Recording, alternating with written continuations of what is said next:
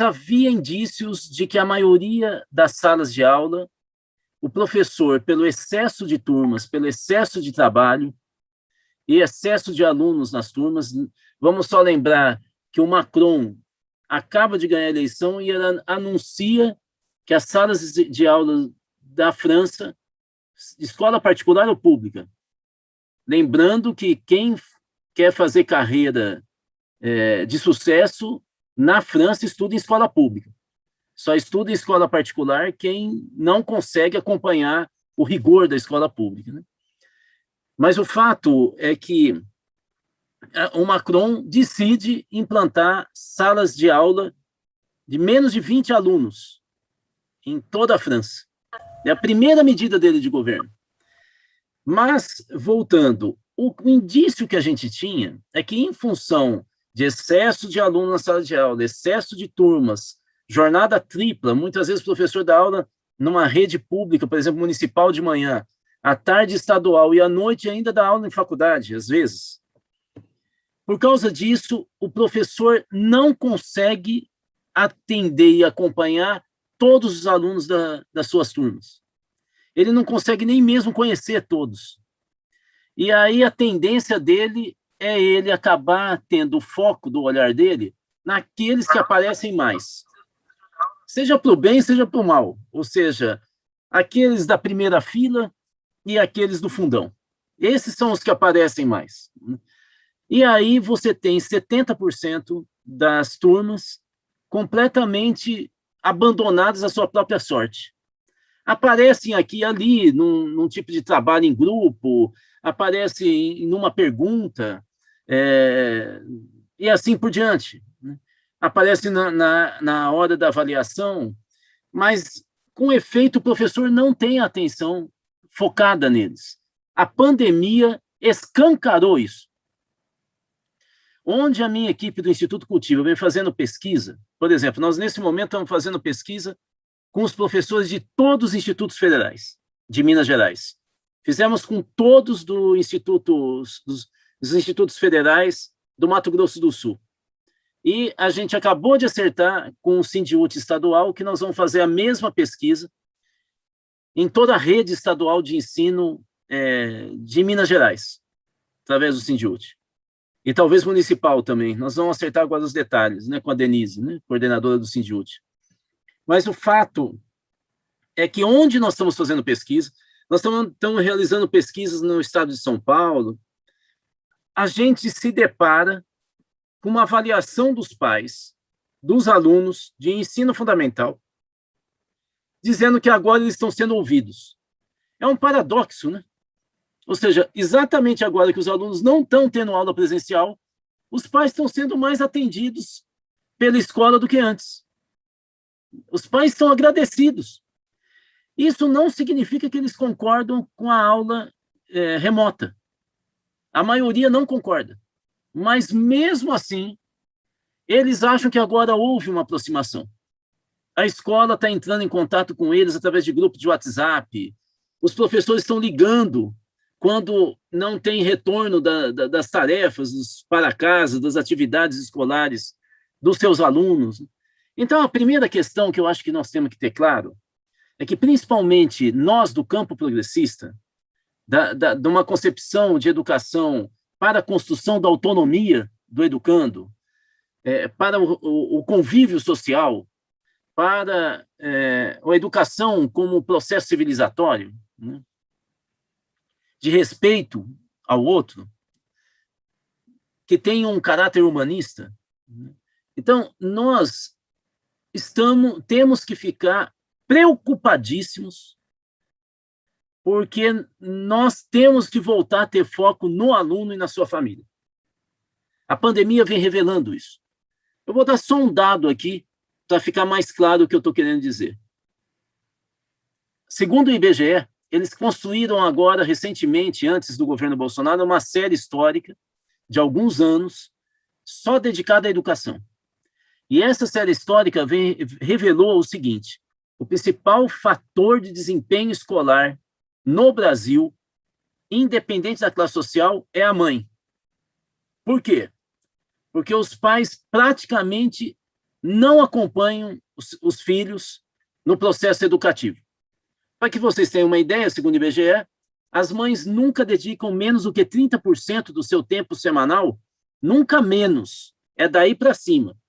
30% do seu tempo semanal para acompanhar, cuidar das pessoas da sua família e dos afazeres domésticos.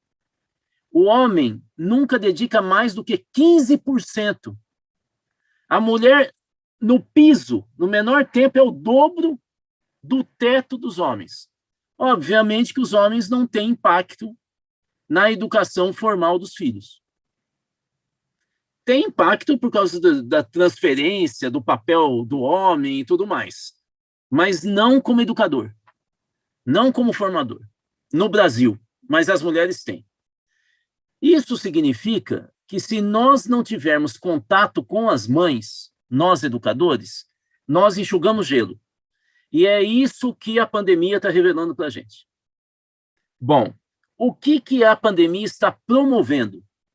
A pandemia está promovendo a queda de renda das famílias em massa, está promovendo a fome, metade da população brasileira, 100 milhões de brasileiros, não garante mais o alimento regular todos os dias.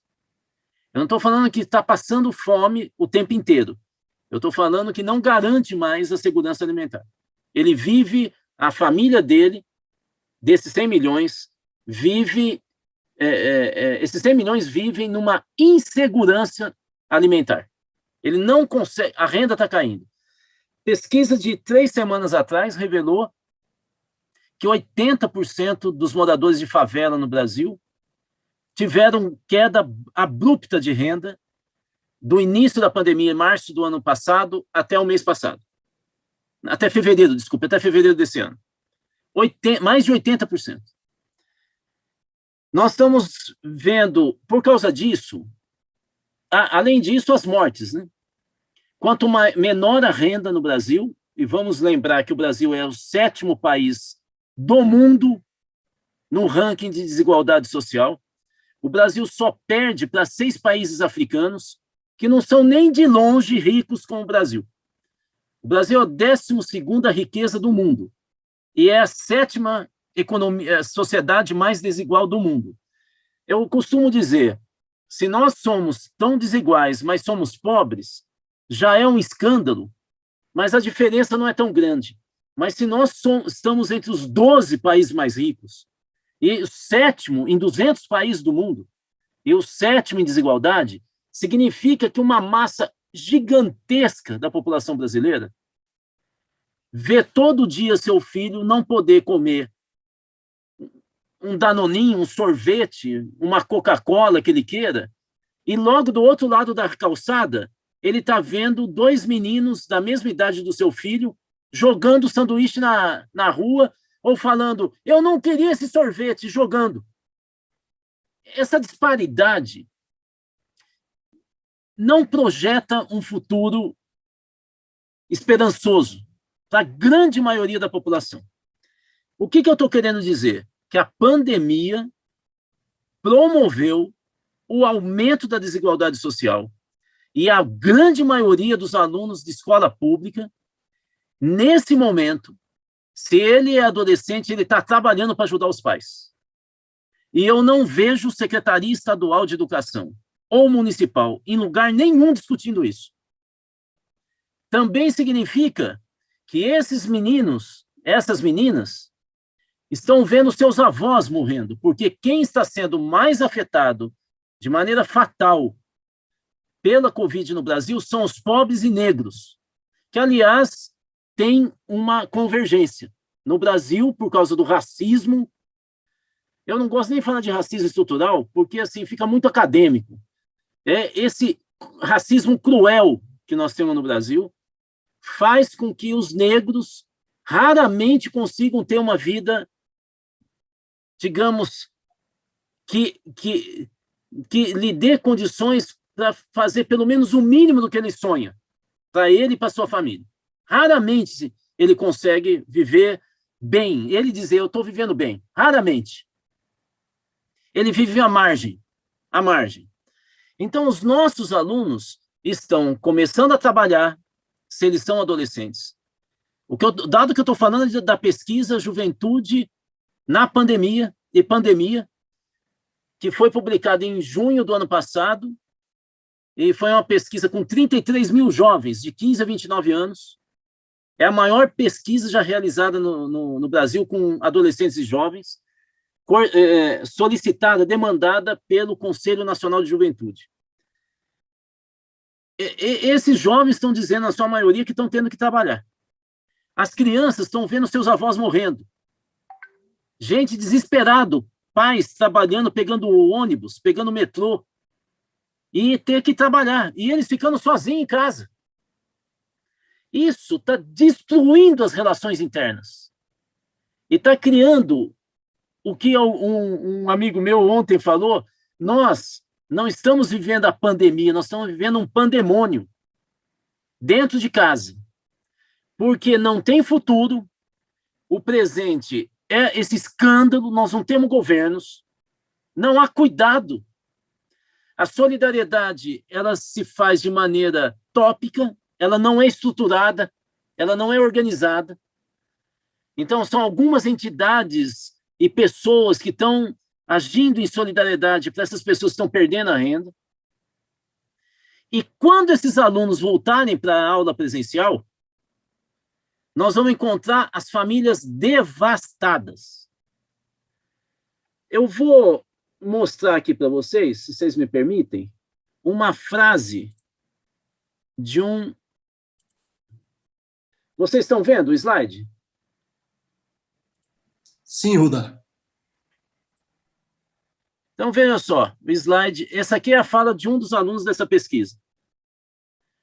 Ele diz assim, uma frase que eu ouvi de estudantes, colegas dele, que achei bem forte, foi que eles falaram: as instituições de ensino querem que eu aprenda um monte de coisas, sendo que a minha prioridade agora é sobreviver. Eu preciso sobreviver nesse momento. Eu não preciso aprender coisa nova. Não tenho porquê de eu estar focado em conteúdo muito específico. É isso que os jovens estão falando para a gente, e nós, educadores, gestores, seja de esquerda ou de direita, estamos desprezando. Desprezando. Mas o que é mais interessante, ou tão interessante quanto isso? É que os nossos educadores, eu vou falar agora dado da pesquisa do Instituto Federal em Mato Grosso do Sul. Veja só, 41% de todos os professores, é a segunda linha aqui desse slide, de todos os docentes dos institutos federais do Mato Grosso do Sul, possuem filhos em idade escolar. E 56% desses 41% cuidam dos filhos em casa que não estão estudando, porque não tem aula presencial. Sabe o que isso está provocando? Conflito familiar. Lembra que eu falei que o homem dedica metade do tempo para cuidar das pessoas da sua família? Nós estamos jogando... O machismo agora explodiu em casa.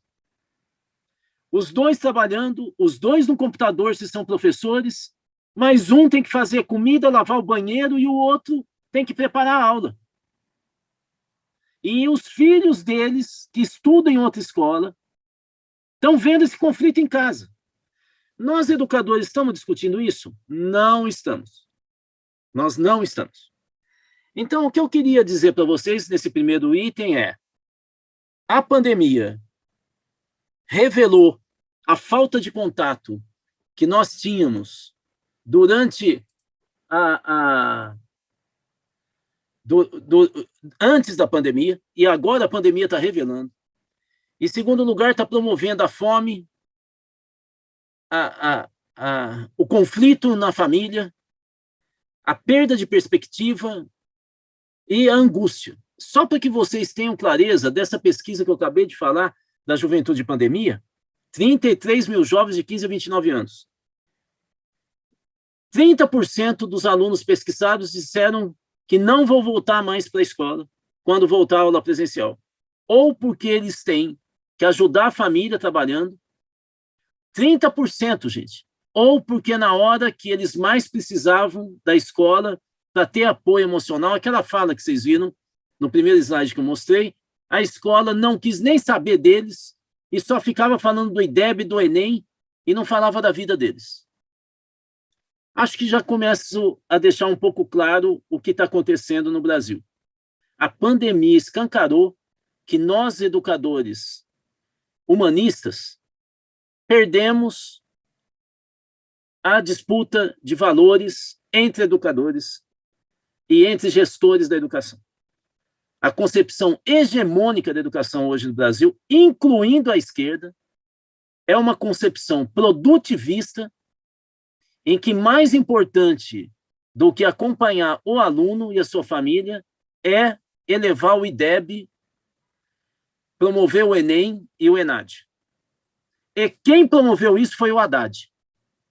Isso tem que começar a ficar claro. Nós precisamos debater claramente para a gente deixar de partidarizar o debate sobre educação. Eu não estou falando PT, hein? Que fique claro. Porque o PT majoritariamente discutiu, durante toda a sua história, uma concepção freiriana, que o Haddad não tem nem ideia do que seja. Ele simplesmente chutou a concepção freiriana quando ele foi ministro. E nós não tivemos coragem de enfrentar. Vocês vão ver que eu vou terminar falando não do Haddad, mas da lição que a gente aprende quando tem um governo progressista, mas a política educacional dele não é progressista. É empresarial, é liberal, focada na pessoa, no empreendedorismo, na meritocracia, no FIES para dar capital de giro para empresas de capital aberto, vendendo suas ações na Bolsa de Valores. É isso que aconteceu durante a gestão Haddad. Mas vamos lá para o segundo ponto. O segundo ponto é qual foi a saída que se criou em relação à educação em tempos de pandemia. Nós não temos como voltar à aula presencial. Não há a menor possibilidade. Eu vou aqui sacar um indicador definido pela Fiocruz num documento que é assumido até pelo MEC, para vocês terem uma ideia, é citado nos protocolos de dezembro do ano passado pelo MEC, que é um documento da Fiocruz, que eu vou... Só um segundo, que eu vou de novo colocar na tela, vocês me perdoem que eu vou e volto, mas é para que vocês tenham acesso mais fácil. É esse documento, Contribuições para o Retorno às Atividades Escolares Presenciais no contexto da pandemia, Covid-19, de setembro do ano passado. Esse documento, ele indica 6 indicadores, eu estou aqui sacando um, estou destacando um. Ele diz que só é possível voltar à aula presencial no Brasil quando nós tivermos um caso novo de infectado a cada dia, a cada 100 mil habitantes. O índice brasileiro, em várias regiões, como é o caso do Triângulo, que foi falado aqui, é 20 vezes maior do que isso.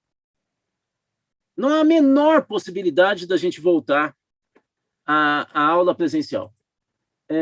Então, o que é que nós resolvemos, então, adotar como saída? Nós resolvemos adotar o ensino remoto. Acontece que a adoção do ensino remoto, ela tem 2 questões centrais para a gente discutir. Primeiro, ela foi uma transposição na maioria dos estados do Brasil, uma transposição da aula presencial para plataformas virtuais. O problema é que as plataformas virtuais são plataformas que têm peculiaridades. A primeira delas, olha como que a gente está aqui. Nós não estamos vendo o corpo de ninguém. Algumas pessoas que estão prestando atenção estão estáticas na minha frente, como se fosse uma estátua. Então, eu não estou vendo o braço. Eu não estou vendo se tem alguém do lado. Isso não é um ambiente de sala de aula. Mas o que é que esse mecanismo aqui provoca, se a gente quiser? Nós podemos criar uma interatividade. Nós temos aqui chat, vocês sabem disso. Eu posso pegar e levantar a mão ali em participantes, eu fico sabendo que alguém está querendo falar, eu posso colocar uma questão, só que as nossas secretarias de educação não estão usando esses recursos. Eles não estão usando esse recurso para ser interativo, como os meninos fazem com o Instagram. com o YouTube. Os contatos que nós temos com os meninos são sempre contatos muito rápidos, e eles começam com alguma polêmica. Olha o vídeo que o Carlinhos mandou para mim, olha só. E aí, não, as aulas que a gente está tendo começam de fora para dentro. Só que esse dentro fica tão distante que a gente nunca ouve o aluno. A gente só vai ouvir o aluno xingando a aula depois no Facebook, nos grupos de WhatsApp, e as mães também, xingando. Então, nós estamos usando de maneira errada as plataformas com essas novas tecnologias de comunicação. Ninguém usa desse jeito como a educação está usando, como se fosse uma aula parada. Aulas de 20 minutos, com a pessoa falando sem parar. Era hora da gente fazer roda de conversa, gente. Todo mundo falar o que eu estou sentindo, o que está acontecendo em casa, e essas atividades estão sendo razoáveis, vocês estão gostando? O que vocês acham que está ruim? Não há a menor interatividade. Segunda questão que a gente tem que chamar a atenção. Então, tanto de conteúdo quanto de tempo, de módulo aula, é tudo errado, está tudo errado. Qual é a segunda questão que nós temos que chamar a atenção no ensino remoto? É que as forças empresariais estão forçando a barra para que as secretarias estaduais de educação, e algumas têm secretários estaduais de educação vinculados a eles, caso do secretário estadual de educação de São Paulo e da secretária estadual de educação de Minas, que tem um histórico de relação com o Lehman. Então, eles têm essa visão. E qual que é a questão dos empresários, grandes empresários da educação nesse momento? É vender pacote EAD. Então, para eles, quanto mais tempo perdurar o ensino remoto, mais o pai vai ficar angustiado, porque a maioria dos pais não tem qualificação formal para acompanhar as atividades dos seus alunos. E aí o pulo do gato vai ser algo que o Bolsonaro disse que quer voltar ainda esse semestre. Felizmente, ele está sendo destruído diariamente, mas ele diz que quer votar o homeschooling. Ou seja, ele quer aprovar uma lei que libera os pais da matrícula em escola. Eles podem dar aula em casa. Mas como os pais não sabem dar aula em casa, e nós vimos agora com o PET, com aquelas apostilas que a Secretaria Estadual de Educação mandou, o Sindiúti pediu para a minha equipe do Instituto Cultivo avaliasse todas as atividades. Nós fizemos um parecer. Nós ficamos horrorizados. Por exemplo, nós vimos algumas orientações, eu não sei se você chegaram a ver, são atividades para matemática e português em especial, e às vezes eles falam atividades interdisciplinares, eles não têm nem ideia do que é interdisciplinaridade. Eles simplesmente jogam atividade de artes, mas não tem interatividade, não tem interdisciplinaridade nenhuma. Nenhuma. Interdisciplinaridade é quando as disciplinas diferentes planejam a mesma aula. Lá não, eles agregam atividade de artes, de geografia para aula de matemática. Isso chama disciplinaridade cruzada, ou seja, a Secretaria de Educação revelou que eles não entendem nada de currículo. Conceito básico de currículo. Mas aí o que acontece? Eles, depois da atividade, eles tinham orientação para o professor e tinham orientação para pai. E nós começamos a achar que as orientações para pais tinham alguma coisa errada, porque eram muito complexas. Então, nós fomos pesquisar de onde que vieram essas atividades. A primeira coisa que a gente fez foi jogar na internet. Sabe o que a gente descobriu? Que eram orientações dadas por um site de uma empresa famosíssima, a qual uma revista muito famosa, vendida em banca da área de educação, criou.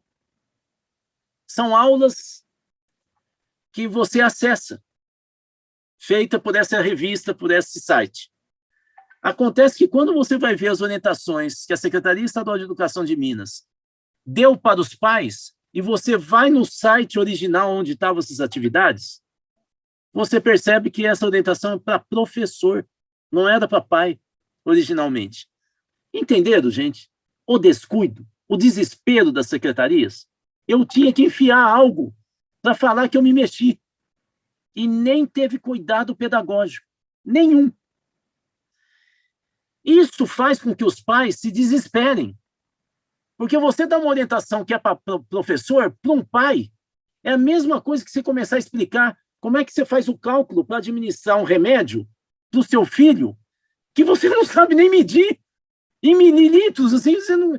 E aí o cara fica desesperado. Aí aparece um pacote EAD da empresa tal e fala, compra, que eu dou a aula, não precisa do C. Aí o pai vai falar, mas da onde que eu vou tirar dinheiro? Surge o secretário estadual de Educação de São Paulo e fala, a gente tira dinheiro da escola pública e paga um cheque para o pai, um voucher, que é o nome que se dá nos Estados Unidos, para o pai comprar o pacote. Olha a genialidade disso. 58% dos impostos pagos no Brasil vem de quem ganha até 2 salários mínimos. Os ricos no Brasil sonegam. Quem diz isso é o Banco Mundial. Segundo o Banco Mundial, o Brasil é o segundo país do mundo, só perde para a Rússia, em sonegação de impostos de rico e empresário. Portanto, vou arredondar, 60% de todo o dinheiro que entra de imposto vem de pobre. Aí olha que coisa genial. O secretário estadual de Educação de São Paulo diz, eu pego o teu dinheiro, pobre, dou um cheque para você transferir o teu dinheiro para um rico, para uma empresa. É ou não é genial? Então, nós temos que começar a ficar espertos para entrar no debate sobre ensino remoto. Não é para retornar à aula presencial, mas nós temos que entrar no mérito do ensino remoto. Nós temos que ter projeto de ensino remoto. Por exemplo, é hora da gente adotar a pedagogia de projeto e não aula sequencial todo dia. Nós temos que ter um projeto que é entregue para as famílias no início da semana e é recolhido no final de semana. E isso pode ser feito através do correio. Basta um acordo entre Secretaria de Educação e Correio. Pode fazer até em zona rural, com cooperativas, por exemplo, de leite, que tem suas linhas de entrega de leite, e você usa para entregar na casa dos alunos que moram em zona rural. E o professor, ele pode, inclusive, usar a rádio para, no meio da semana, dar dicas para os alunos. Eu estou falando que aula em rádio é o maior sucesso de ensino remoto nesse momento no Brasil, é desenvolvido em Alagoas. Mas como nós do Sudeste esnobamos o Nordeste, e como nós queremos parecer que todo mundo tem acesso à internet, aí a gente despreza outras atividades, né? A gente vai para o Lehman, né? Terceiro ponto. Os pais estão cercados nesse momento e nós precisamos desenvolver uma política do cuidado com os alunos e com os pais e professores. Isso é urgente. Nós, do campo progressista, temos que elaborar uma política do cuidado. Nós temos que usar o cuidado como centro da política educacional nesse momento. Não é IDEB, é cuidado. Eu tenho que começar agora a ter atividades e um currículo que ensine nossas crianças a se cuidar para se proteger. Eles estão morrendo. Nós temos que ter cuidado com o patrimônio, cuidado com a comunidade, com a minha família, cuidado com a natureza. Mas nós temos que ter política de cuidado com a família. E, para isso, nós temos que exigir a integração da educação com saúde, principalmente saúde mental, e com assistência social. É agora, não é depois. E não é nada, eu não estou falando, temos que ter psicólogo na escola, não temos nada. Nós já temos gente preparada na Secretaria de Saúde. Em todas as secretarias de saúde municipais, estaduais, nós temos que criar uma força-tarefa nesse momento. Porque nós estamos conversando com os pais nos grupos de WhatsApp e telefonema. Portanto, numa conversa rápida, eu sei como é que as famílias estão sofrendo. Se eu tiver um roteiro unificado no estado de Minas. E eu consigo, com esse roteiro, acionar a força-tarefa montada, que eu estou sugerindo, montada com saúde, educação e assistência social. Não tem como ter uma boa educação se você não tem famílias minimamente equilibradas. Se elas não têm nenhuma segurança de viver. A família vira um inferno. e o aluno vai explicitar esse inferno durante a aula. E o professor vai ficar desesperado. Nós estamos vendo que 10 a 20%, olha, 30% dos alunos da rede estadual e várias municipais não estão tendo acesso ao ensino remoto. Porque não tem celular para ele, porque não tem banda larga, porque o sinal não pega. 30%. E nós temos mais 10 a 20%, olha o que eu estou falando, gente, que tem acesso, mas os pais desconfiam do ensino remoto. Não estão acompanhando as atividades. Metade dos nossos alunos. Essa metade, gente, é a grande maioria pobre. Eles não têm biblioteca em casa, não têm laboratório, não têm sala de som. Eles não têm recurso que os estimule a ler, a pensar o mundo. Eles só têm o celular. E nós não estamos discutindo isso. Penúltimo item. Os alunos estão em sofrimento, e seus pais também. E nós não temos uma única política de atendimento do sofrimento dos alunos, principalmente à volta. Raul, está acabando o meu tempo, é isso? Não? É que eu vi o teu rosto e falei, acho que acabou. Último item. Você lembra que eu falei que a gente errou com Haddad? Olha só, se nós errarmos de novo, às vésperas da eleição, de novo para presidente da República no ano que vem, aí é bom a gente pegar e pendurar o chapéu e ir pescar. Vamos pescar em algum lugar, bem longe, porque o nosso negócio não é educação, não é política pública. Esse é o momento, vamos ter clareza. O que está acontecendo no Brasil nesse momento? Há uma nítida polarização entre o Bolsonaro, que está em queda e perdendo todos os apoios que ele tinha, militares, eu posso garantir para vocês, posso dar detalhe, alto empresariado paulista, Centrão e Lula. O Lula, nesse momento, está sendo sondado por alto empresariado e pelo Centrão de ser o candidato do centro. Eles topam apoiar o Lula desde que ele seja o candidato do centro, dos empresários, dos militares. E vocês estão vendo que o Lula está topando. Ele está deixando nítido. Portanto, o que eu estou dizendo é que a campanha do ano que vem, ela já está em movimento sob a liderança do Lula com o Centrão. No background, nós temos militares, principalmente esses que o Bolsonaro demitiu e que eles impuseram o mesmo perfil de quem estava lá, para mostrar quem manda. O Bolsonaro trocou 6 por meia dúzia porque ele não teve força. Esses militares e as Forças Armadas, hoje o grande nome do exército desse bloco é o general Edson Pujol, que era o comandante do exército. Ele foi destituído, mas continua sendo muito respeitado, principalmente, além do exército, pelas outras duas forças, a aeronáutica e a marinha. Ele falou em nome deles. E ele era ligado ao ministro da Defesa, o Fernando Azevedo, que caiu, que foi demitido. O Bolsonaro não conseguiu colocar militares ideológicos. Então acabou o estado de sítio. Não existe a menor possibilidade. Ele teve um cala-boca. E o Arthur Lira, presidente da Câmara de Deputados, e o Rodrigo Pacheco, presidente do Senado, estão tendo reuniões regulares em São Paulo com o alto empresariado para discutir a terceira via. Entenderam? Também abandonaram o barco. Continuam dentro do governo, porque ninguém é de ferro, mas estão conspirando. Como foi com a Dilma?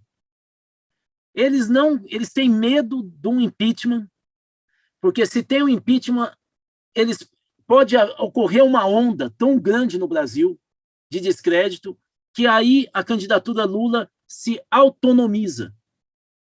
Mas se fica esse vai, não vai, o Lula, para conseguir ter força, ele tem que se submeter a um acordo com o Centrão.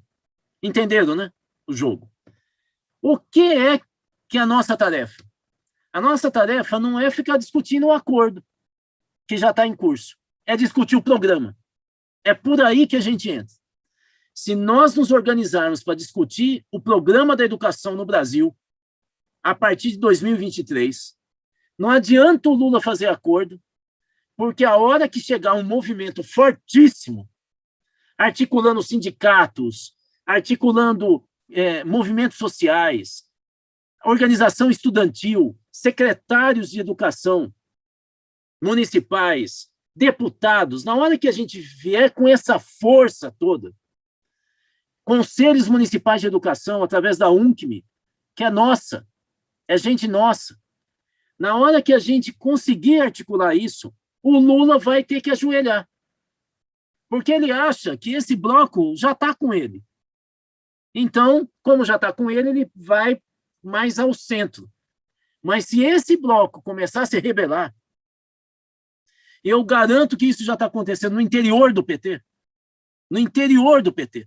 Essa semana e as próximas nós estamos tendo encontros nacionais setoriais do PT. Setorial do direito humano e assim por diante. Se vocês forem acompanhar, vocês vão ver que tem uma disputa já do programa. A disputa de 2022 já está na rua.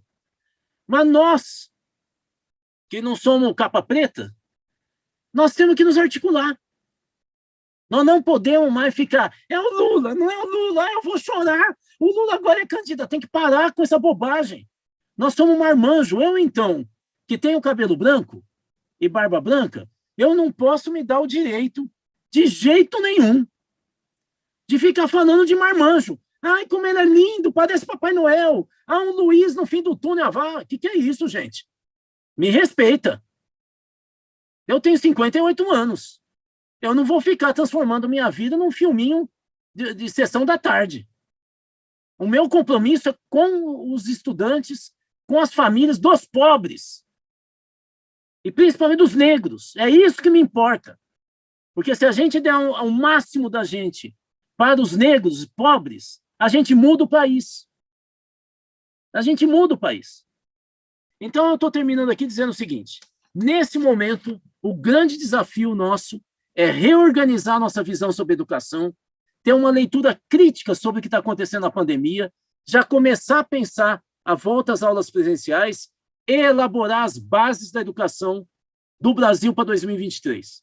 Porque eu não tenho dúvida nesse momento, pode ser que o ano que vem eu tenha, né? Mas nesse momento eu não tenho dúvida que a extrema-direita está fora. Ela não vai governar o Brasil a partir de 2023. Já não tenho tanta dúvida se é o centrão que vai governar. Mas que a extrema-direita está fora do jogo, não tenho dúvida nenhuma. Eles perderam as chances que eles tinham. Para não ficar só no discurseira, eu sou o coordenador nacional do Pacto Educativo Global no Brasil. O Pacto Educativo Global é uma articulação mundial liderada pelo Papa Francisco. E ele mandou emissários aqui ao Brasil, da Fundação Escolas Ocorrentes, para pedir para que a gente articulasse. Nós já estamos articulando. Eu mandei para o Raul um link que ele pode mandar para vocês acessarem o documento que a gente lançou em fevereiro desse ano, Educação na Pandemia. E nós vamos realizar encontros estaduais a partir de abril. O de Minas vai ser 8 de maio.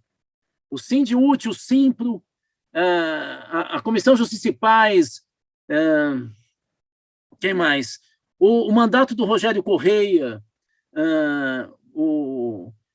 a UE, a UNE, bom, eu não vou citar, o Movimento Negro Unificado de Minas, todos estão no comitê organizador desse evento que vai ocorrer em 8 de maio. Esse é o início da articulação em Minas, nós vamos fazer a mesma coisa em São Paulo, em Pernambuco e depois nos outros 24 estados. A nossa ideia é ter um evento virtual que a gente possa tirar uma pauta estadual e uma pauta nacional de luta a partir desse guarda-chuva criado pelo Papa Francisco. Esse é um grande momento para a gente conseguir fazer o que eu estou pedindo. A gente já começar a mirar 2023 e agir como sujeitos políticos na construção de um projeto de educação no Brasil que seja progressista. E que não fique nesse negócio, ai, nós não temos condição, nós temos que ceder. Nós cedemos depois. Se for o caso, e não no começo. Eu não sei se vocês já jogaram na vida. Futebol, basquete, vôlei. Se você entra na quadra já cedendo, você leva de lavada. É um vareio. Se você entra cabeça erguida, o outro time fica aprumado. Esse negócio de falar nós temos que ceder antes do jogo começar é para levar goleada. Nós temos que entrar fortes. Só negocia partes que são fortes. Se uma parte é forte e a outra é fraca, isso eu aprendi quando eu fui assessor nacional da CUT. Se uma parte é fraca, a outra é forte, a forte passa feito trator em cima da parte fraca. Não vai perder tempo discutindo com Mané. Então, o que eu estou propondo é que a gente não seja Mané aqui em Minas Gerais. Que a gente fale grosso. E a nossa pauta não é só salário. A nossa pauta é currículo, a nossa pauta é avaliação, a nossa pauta é projeto de articulação de áreas sociais para a construção da autonomia, a nossa pauta é como construir projetos comunitários que coordenem as escolas e a educação de Minas. Então, é salário, mas é muito mais do que isso. É um projeto de educação. Era isso, gente. Obrigado. Muito obrigado, Rudá. É sempre uma satisfação muito grande poder ouvi-lo, né? É algo, assim, espetacular, né? A gente fica muito mesmo feliz, satisfeito, né? E se deixar, a gente vai a noite toda, porque é prazeroso ouvir, e a gente vê que realmente é extremamente pontual, né? A sua fala, aquilo que o senhor coloca. Concordo plenamente, acho que nós precisamos realmente pensar no retorno presencial e rever muito, né, da nossa prática pedagógica, da atuação da escola, né? Eu vejo que isso ficou realmente escancarado na pandemia, né? A pandemia mostra isso cada dia mais, que a escola precisa se reformular. Muito obrigado, Rudá. A gente fica muito agradecido, viu? E eu vou abrir agora para os companheiros, né? Quem quiser fazer alguma intervenção, né? Intervenção aí de 3 minutinhos, né? Só fazer a inscrição. Eu levantei a mão aí, eu já... Sim, companheiro. Então, primeiro, agradecer realmente a presença do Rudá. Eu já tive outra oportunidade de falar com ele em outro momento, e cada vez é renovado, né? Sempre tem coisas novas aí, isso é muito importante. Só para pontuar, eu estou nessa turma aí do ensino remoto, né? Desde o ano passado, eu trabalho com o terceiro ano do ensino médio. E já há um tempo, já que eu vim discutindo isso, o Raul até fez a dissertação dele em cima dessa questão. O maior problema que eu estou vendo nessa questão do método é que está tentando simplesmente reproduzir a sala de aula. Tem professor, claro, cada um tem as suas condições, ele pega o celular, coloca em frente e ainda vai para o quadro, ainda desenhar o quadro. Quer dizer, isso não tem a menor chance de dar certo, e dentro daquilo que você colocou claramente aí, que não aí você não usa a ferramenta, né, como ela deve ser utilizada. Então, essa questão. Hoje mesmo eu estava preparando aqui uma atividade para os alunos, para eles completarem lá a avaliação, dentro de uma questão que o cara criou isso no americano, eu esqueci de pesquisar o nome dele, chama WebQuest. O cara criou isso no final do século passado. Então, quer dizer, eu venho trabalhando com isso já tem mais de 12 anos que eu venho trabalhando com isso, com os alunos, entendendo isso, que cada vez que eu vou interagir com o meu aluno usando a internet como ferramenta, como esse meio, tem que ser uma atividade diferente. Não posso simplesmente reproduzir. Eu entendo que os professores, a maioria, não tem condição ou não teve acesso a essa formação, porque a universidade também não faz essa formação, né? Poucos professores têm condições de fazer isso também na universidade. Então, você tem um contraponto aí de método, né? E esse é o problema. E essas questões que você colocou aí, eu vou só dar um exemplo aqui, não é nenhuma pesquisa nem nada. Eu recebi um e-mail de um aluno, onde ele perguntou para mim: professor, como é que vai ficar as aulas online? Porque tem muitos colegas que não têm condições de participar. Por quê? Porque estão trabalhando. Exatamente aquilo que você colocou. Os meus alunos são do terceiro ano, então eles estão aí com 17 e 18 anos. Então, eles estão trabalhando. Então, se a escola não está funcionando, ótimo para ele. Por quê? Porque ele está trabalhando. Só que ele não pode... Aí eu vou cobrar dele que ele esteja presente na aula, que eu estou reproduzindo a mesma aula que eu estava fazendo lá na sala de aula. Então, esse é um fato. Outro fato, esse é estatístico, a última atividade que eu fiz, eu tenho 262 alunos, 157 fizeram. Isso chega a 60%. Né? Ou seja, de certa forma, eu estou privilegiado com esse número que você colocou aí, 60% dos meus alunos estão fazendo as atividades remotas, na forma remota, em que pese eu não esteja dando aula aí, virtual e tal, porque eu entendo que não dá para ser assim. Né? Mas aí precisa de fazer o quê? Isso que você acabou de colocar, ter um projeto para o ensino remoto. Né? Se é rádio, se é internet, tem que ter um projeto. Acho que essa é uma questão só que aí eu entendo que cada escola tem que ter um projeto, não pode ser um negócio que a secretaria vai colocar, devido aí à questão das realidades. Só para posicionar essa questão aí. E a outra questão também que está clara, né, é a forma de intervir no projeto para pós-pandemia, né, digamos, no retorno das aulas presenciais. Isso vai estar junto com pós-eleição também. Né? Nós aqui, desse grupo, a maioria é militante do PT. Então, quer dizer, internamente nós temos que encontrar, então, mecanismos para fazer essa intervenção. Por dentro, como você acabou de colocar. É só isso que eu queria colocar. Muito obrigado aí, mais uma vez, pela sua presença e a sua escuta. Valeu, companheiro Zaldir, muito obrigado. Companheiro Aurívio, Ricardo, Raul. O Raul pode ser primeiro. Posso ser?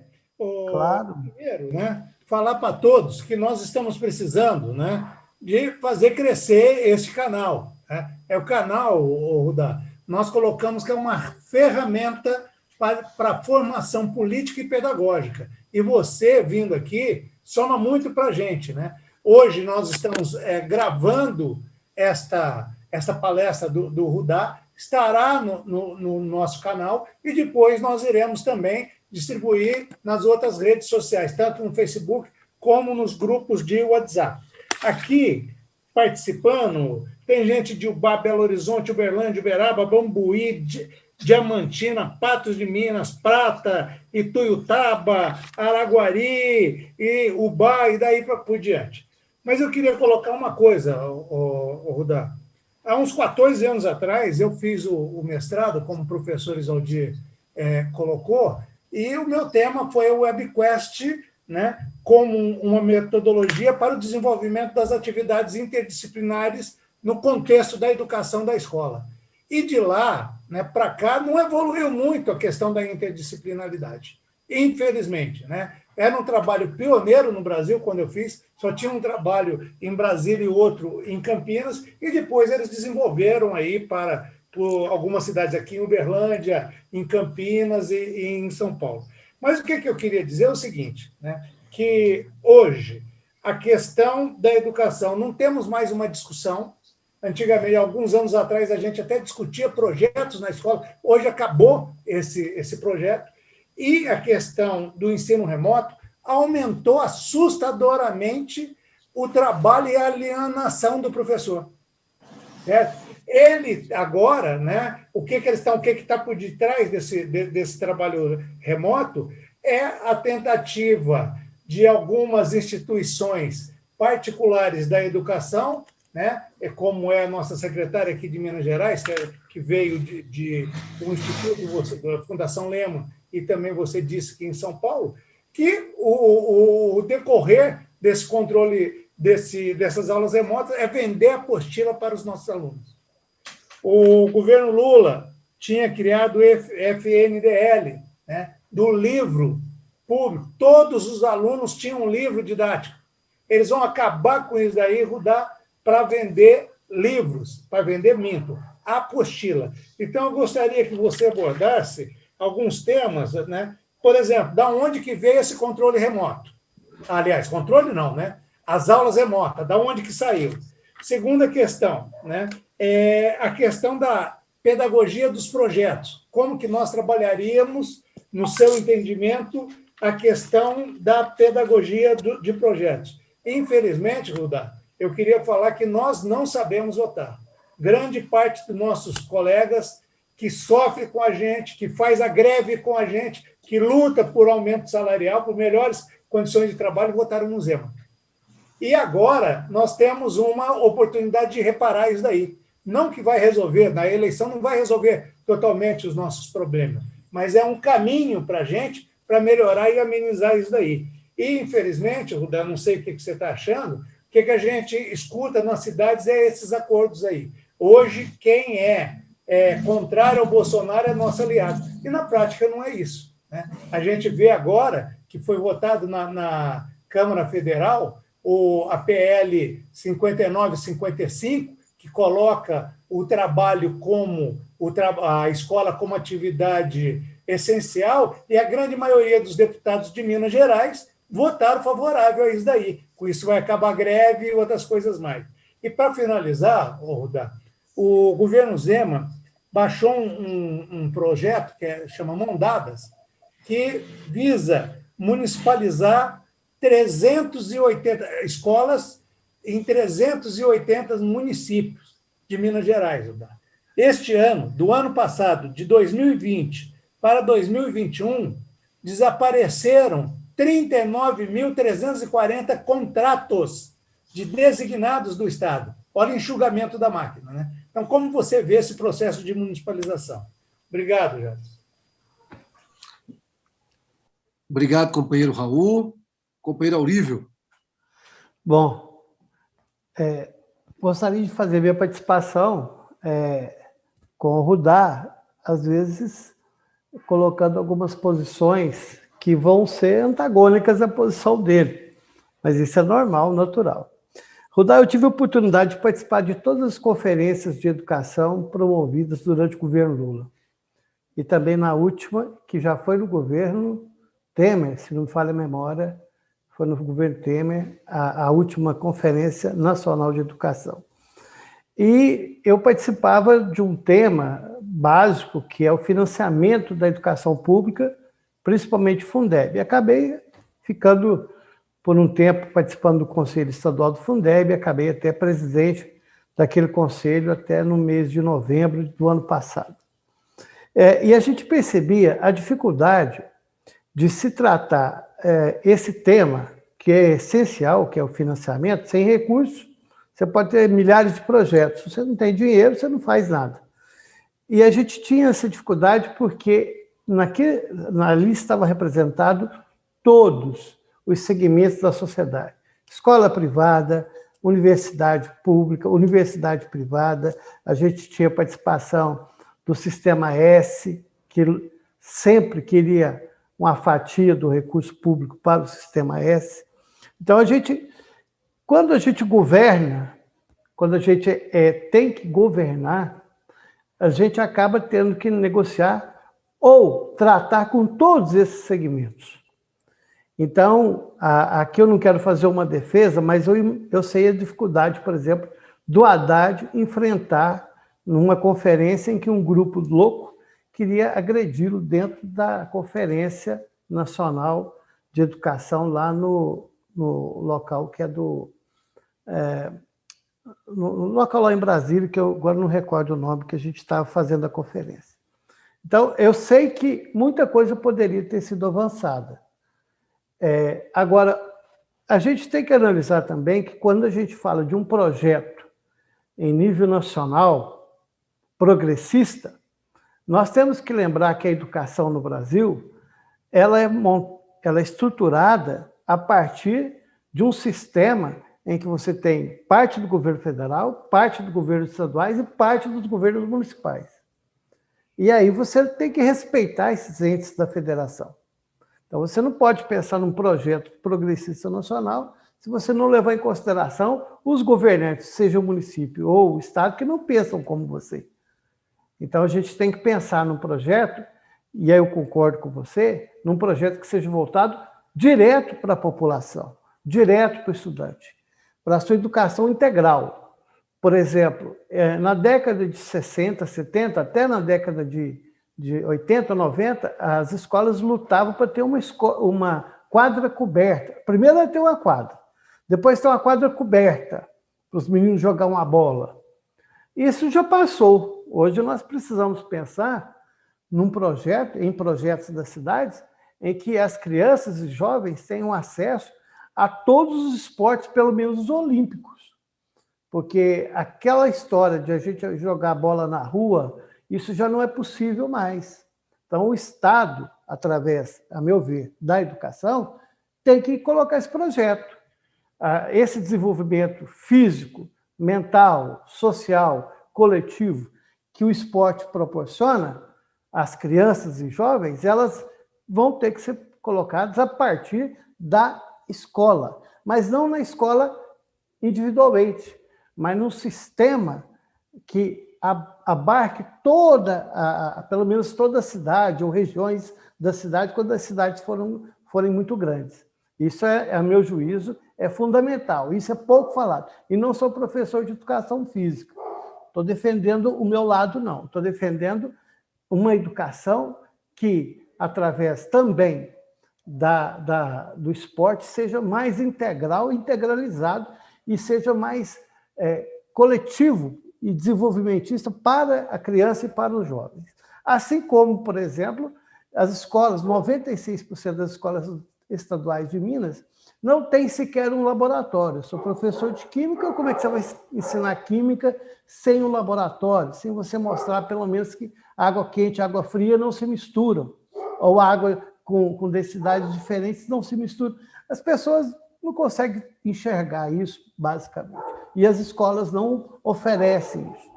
Então, se a gente não pensar assim, a gente também não vai conseguir dar uma qualidade, um salto de qualidade. Também concordo que o número de estudantes tem que diminuir na sala, para que, pelo menos, a relação professor e estudante seja mais de empatia do que simplesmente você chegar lá e soltar o seu conteúdo e depois colher algum resultado.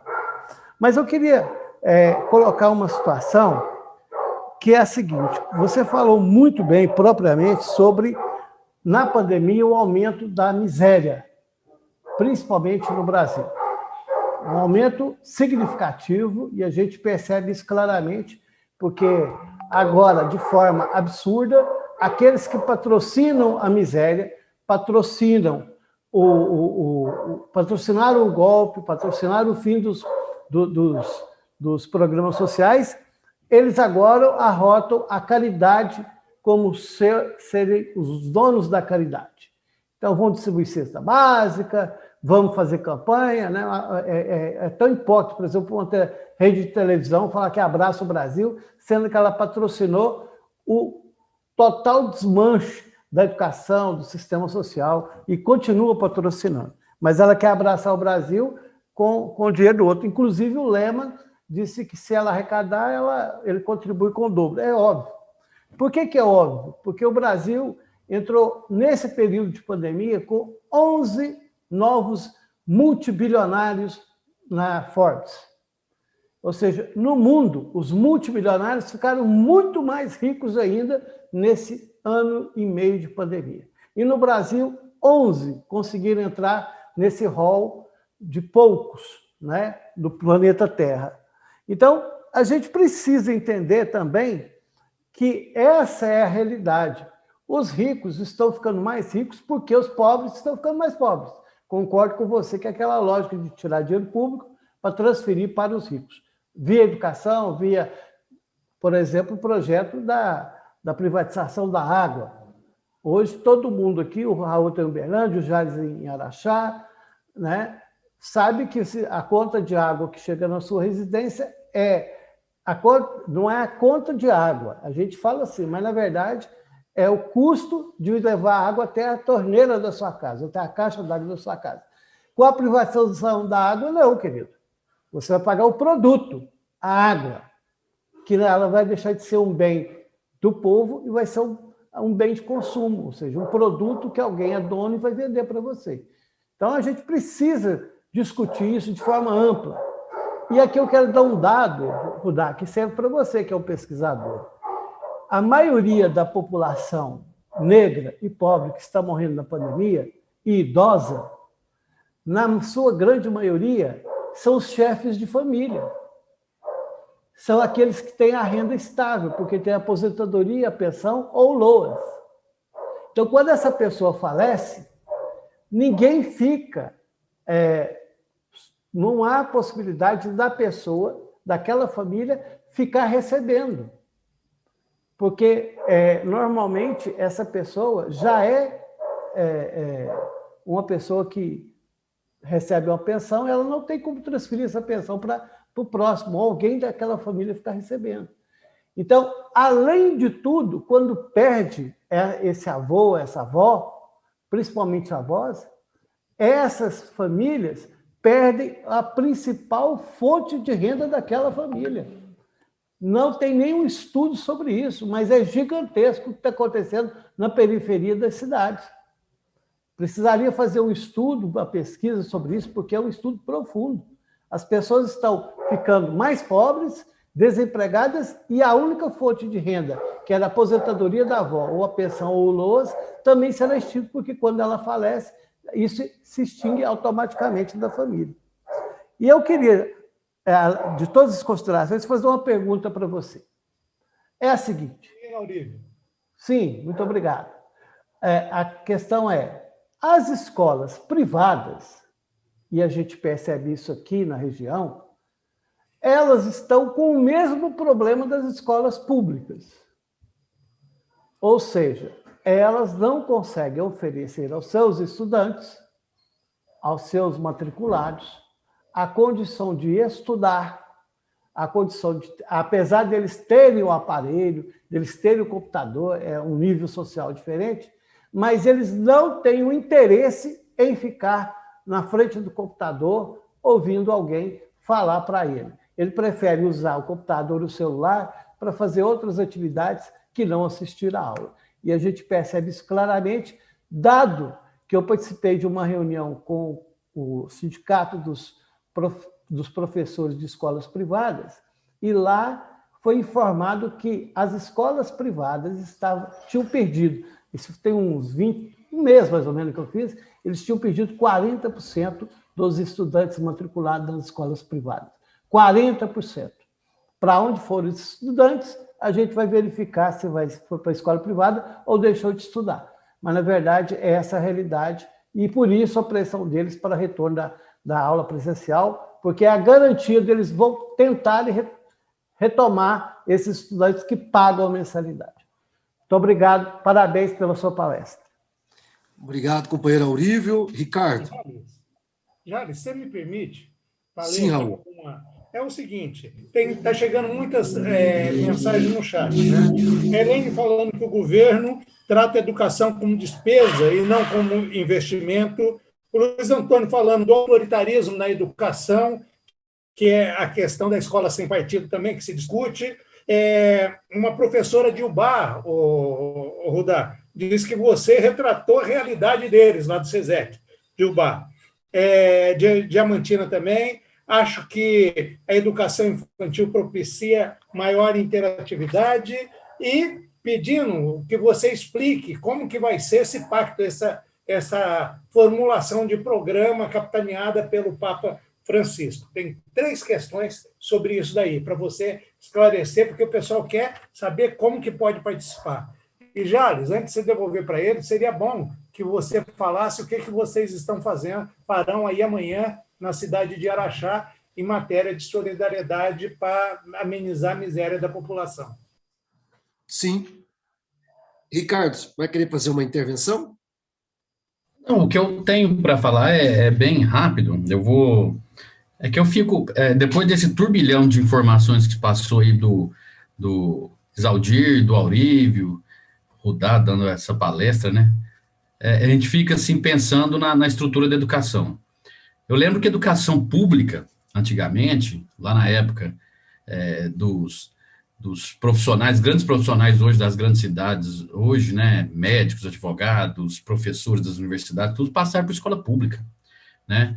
como a escola pública era valorizada, como ela era valorizada. O Aurívio citou os laboratórios, se eu não me engano foi o Aurívio que citou os laboratórios, ou o Raul, laboratório de escola. Que laboratório nós temos hoje? Nós temos equipamentos que foram usados lá pelos pais, avós, né, sem nenhuma estrutura para se utilizar hoje. Fala assim, tem esse laboratório na escola. Não, você tem espaço físico e instrumental. Outras coisas dentro da escola você não tem. Então, faltou investimento. Mas eu vejo, tem um parâmetro de comparação, porque parece que os políticos até notaram e perceberam, isso dentro de Uberlândia a gente consegue evidenciar, viver isso, né, notar isso, viram um mercado importante que era transformar, buscar desenvolver educação privada nas cidades. E os políticos fizeram isso. Nós temos políticos dentro de Uberlândia que montaram escolas particulares, né, desenvolveram universidades, tudo isso. Por quê? Tinha uma defasagem porque a maioria das pessoas que estudavam, era difícil entrar na escola pública, né, e aí ou não estudava ou partia para outro. Então começou a surgir os supletivos, né, onde pegava aquelas pessoas que não tiveram capacidade, possibilidade de estudar naquele momento que foram trabalhar. Então, tiveram ganhos, e isso que contribuiu. Aí a gente vai pensar, o nosso governo de Vindas aqui, Rudá, na sua campanha ele falou em voucher, na sua campanha ele falou em pagar voucher. Nós estamos vivendo agora um processo que o Raul citou, de municipalização das escolas estaduais, que é o ensino fundamental, e aí depois nós temos o ensino médio. Quem sabe qual vai ser o projeto, real projeto, quem sabe qual que é o real projeto do governo em relação a esse ensino médio?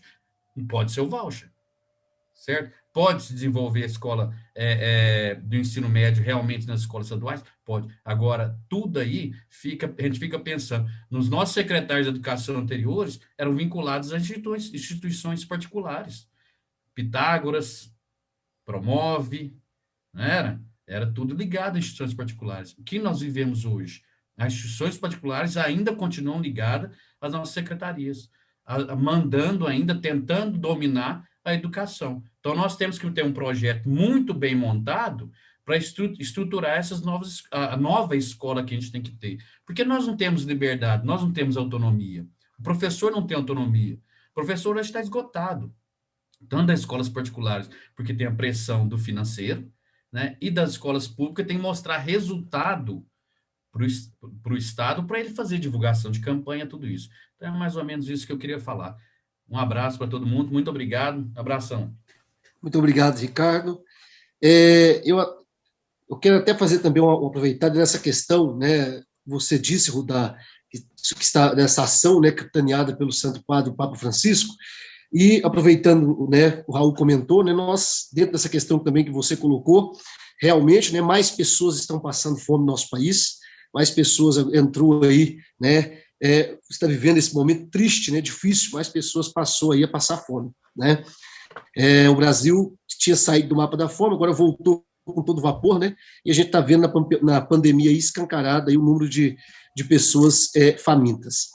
Diante dessa situação, desse fator, nós vamos fazer aqui, Rudá, amanhã, um sábado solidário, dentro da campanha PT Solidário. As doações serão em sistema drive-thru, né, na sede do partido, na rua Virgílio de Abreu, 511. Nós vamos estar lá das 10 às 12 horas, recebendo alimento, a doação de alimento em sistema drive-thru, para que a gente possa estar aí tentando ajudar e amenizar a fome do nosso povo aqui em Araxá. Né, porque quem tem fome tem pressa, né, Rudá? E nós precisamos ajudar o nosso povo. Então, é uma medida que a gente está trabalhando nela aqui. E eu queria, dentro dessa questão, até agradecer os nossos internautas que estão nos acompanhando, pedir, gente, se inscreva, vamos fortalecer o nosso canal, para que mais pessoas possam ter essa oportunidade de ter palestras excelentes como essa que nós estamos tendo aqui, né, essa formação política tão importante, para que a gente possa sair da alienação e ir para o campo da luta, e não só lutar, né, mas conquistar também, né, Rudá?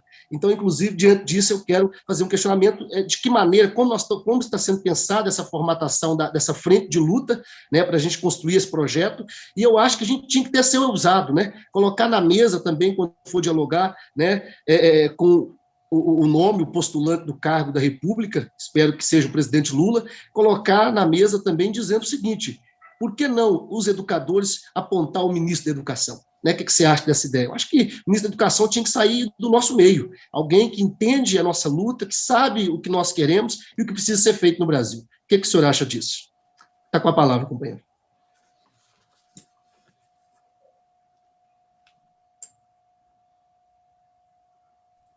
Desculpa, estava anotando a tua questão aqui, por isso que eu demorei aqui para responder.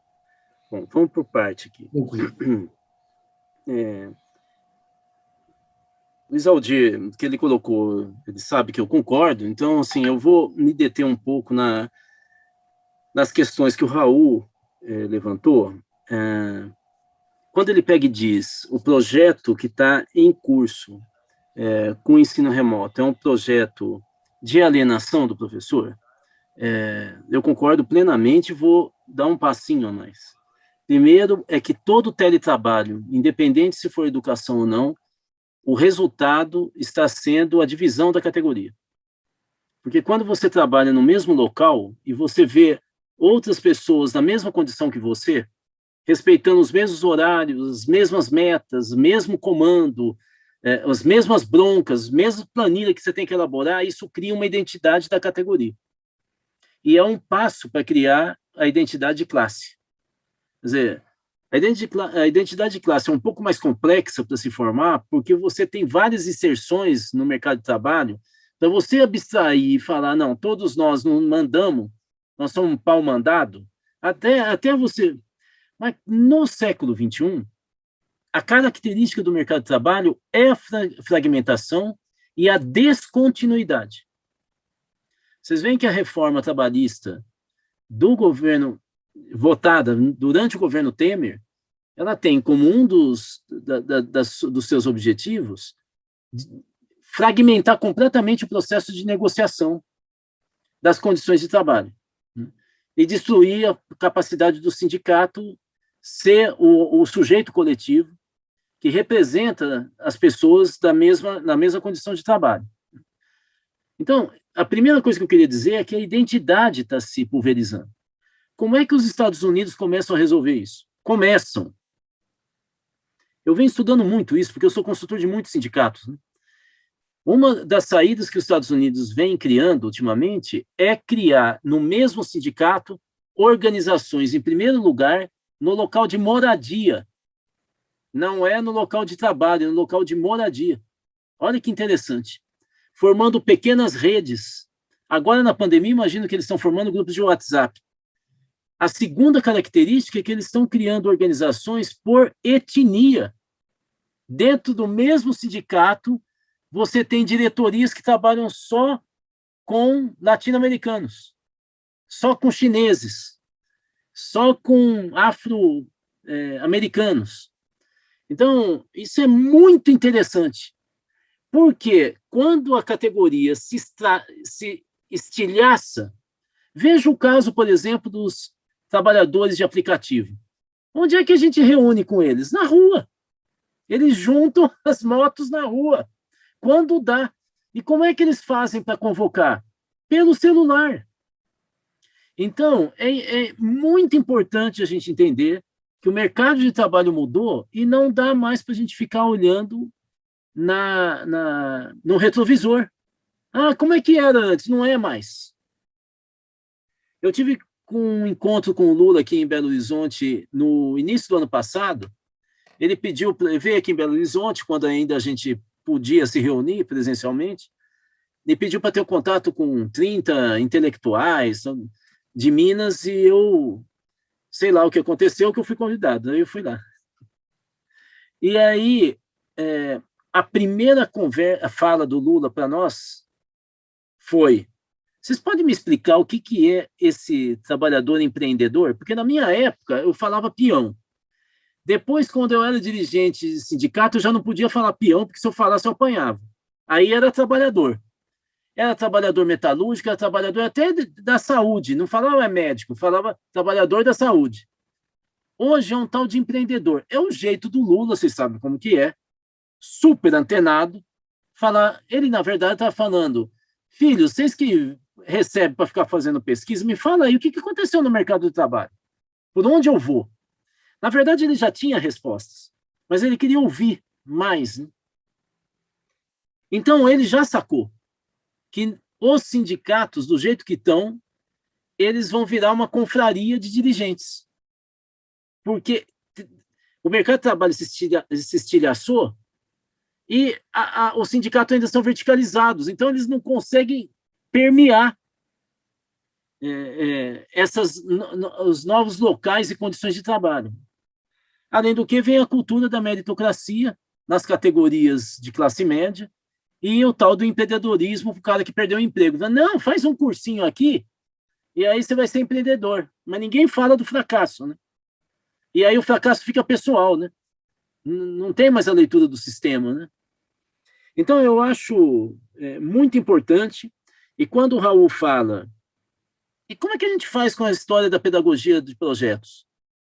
O que eu sugiro é que a gente comece a discutir a pedagogia da alternância, que está em um monte de escola, família agrícola de Minas Gerais, especial da Zona da Mata, Jequitinhonha. Está na hora da gente abaixar a crista, nós da cidade, e começar a ver que tem uma saída no meio rural.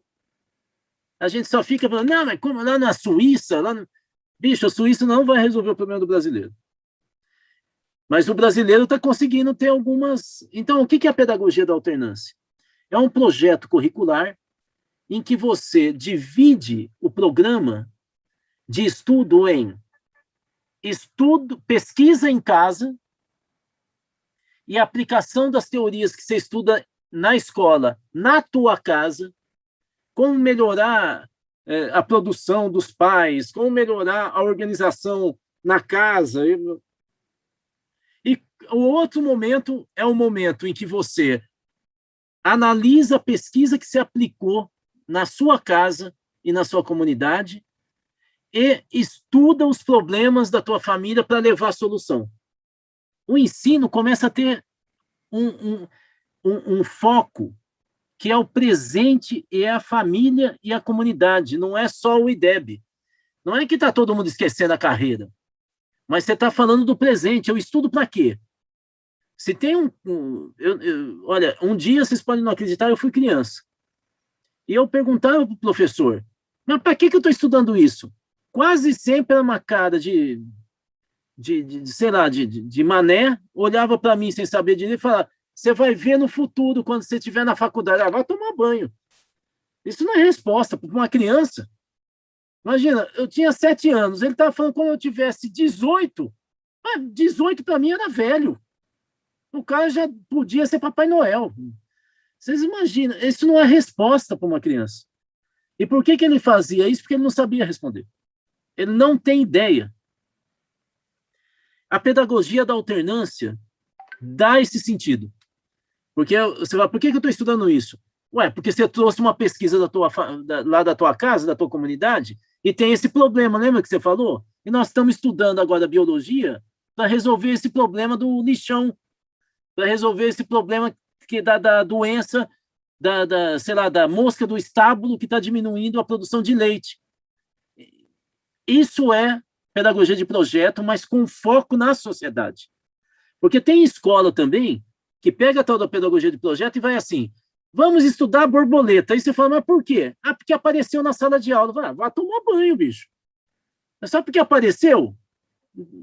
Aí aparece um avião, vamos estudar avião, agora helicóptero. Não, esquece avião, agora helicóptero. Pelo amor de Deus, pô. Aparece um cara, entra na escola atirando, vamos estudar arma. Isso não tem sentido. Não tem sentido ético. Bom, Raul, a questão que eu gostaria ainda, eu vou comentar os outros rápido, mas de falar, é sobre o perfil dos nossos educadores no Brasil. Eu acho que um dos melhores estudos que nós temos sobre o perfil de educador no Brasil, de educação básica, é da Alicia Fernandes, uma psicanalista da Argentina que há tempos estudando os professores no Brasil. Tem livro publicado pela Artes Médicas, aquela editora lá de Porto Alegre. O que ela resume sobre o perfil? Ela diz assim, os professores de educação básica no Brasil são queixosos. Eles se queixam o tempo inteirinho, mas não são críticos. O que ela está querendo dizer com isso? Quando você é crítico, você mergulha no problema para entender a causa, porque a hora que você pegar a causa, você vai para cima dela. Quando você é queixoso, você fica do lado de fora. Você fala, ai, porque o sistema, ai, porque a secretaria, ai, porque não sei o quê, ai, porque não sei o quê, e você não muda nada. Você fica, é o que se chama na sociologia de cidadania passiva. E o que ela diz é que o professor deveria ser um cidadão ativo. Ele tinha que discutir tudo relativo ao trabalho dele e à escola, e à educação. Mas ele não discute isso. Ele discute eu e o sistema. Ele não consegue perceber que um professor é o sistema. Se ele prestou um concurso, ele é parte do Estado. Do Estado. Ele é o sistema. Quando o professor monta questões na avaliação do aluno, ele está dizendo para o aluno que ele acha que é mais importante do que ele estudou. Isso é sistema educacional. O Sacristã escreveu um belíssimo livro sobre currículo, em que ele demonstra isso.